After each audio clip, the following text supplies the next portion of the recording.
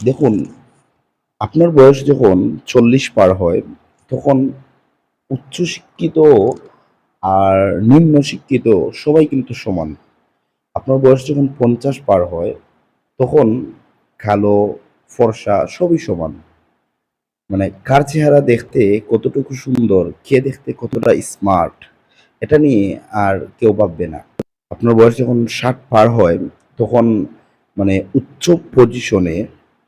পজিশনে চাকুরি আর নিম্ন পজিশনে চাকুরি, এটা নিয়ে আর এটার কোনো ব্যাপার নয়। এমনকি একজন পিয়নও অবসরে যাওয়া বসের দিকে তাকায় না। আর আপনার বয়স যখন ৭০, তখন আপনার বড় ফ্ল্যাট, বড় বাসা, এটা কোনো গর্বের বিষয় নয়। বরং বাসা বড় হলে সেটা মেইনটেইন করাটাই তখন কঠিন। ছোট একটা রুম হলেই তখন আপনার চলে। দেখুন, আপনার বয়স যখন ৮০, তখন আপনার টাকা থাকলে যা, না থাকলেও তা। আপনার টাকা খরচ করার ইচ্ছে হলেও সেটা খরচ করার জায়গা আপনি খুঁজে পাবেন না।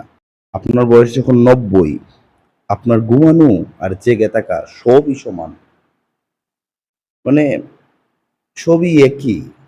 তো আপনি জেগে ওঠার পর কি করবেন আপনি নিজেও জানেন না।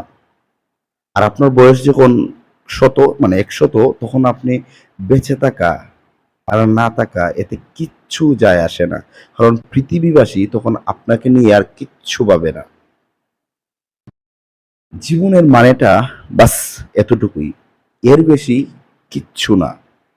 এত চাপ নিয়ে, লোভ করে, মানুষের ক্ষতি করে কি লাভ? নিজ জায়গা থেকে জীবনটা উপভোগ করতে শিখুন। অন্যের ক্ষতি করা থেকে বিরত থাকুন। মানে সময়টা ভালো কাজে লাগান।